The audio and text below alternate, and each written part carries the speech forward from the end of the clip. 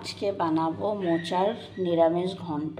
তার জন্য মোচাটাকে কেটে হলুদ জলে ডুবিয়ে রেখেছি। এবার এটাকে কাটা হওয়া মোচাটাকে সেদ্ধ করে নেব। মোচাটাকে সেদ্ধ করে নেব আমি। এর মধ্যে দিয়েছি নুন আর হলুদ। এটাকে প্রেসার কুকার করে নেব।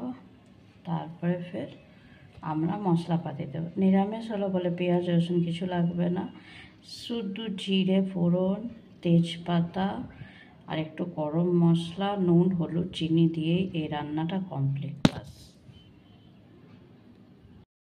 মোচার ঘন্টার জন্য তেল গরম হচ্ছে, তার সাথে জিরে লাগবে, তেজপাতা লাগবে, এটা ফোড়নে যাবে।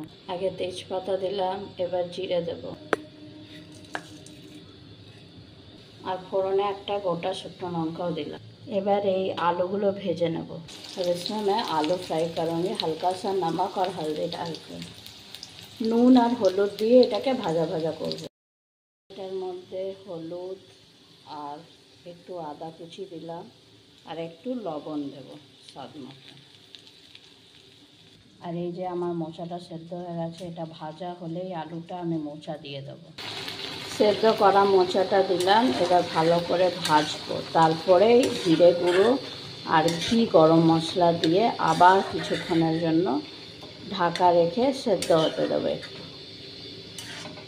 মোচার ঘন্ট নিরামিষ। এই যে আমার নিরামিষ মোচার ঘন্ট রেডি। আপনারা এবার গরম রুটি ভাত কিছুর সাথে এটা পরিবেশন করতে পারেন। So enjoy মোচার ঘন্ট।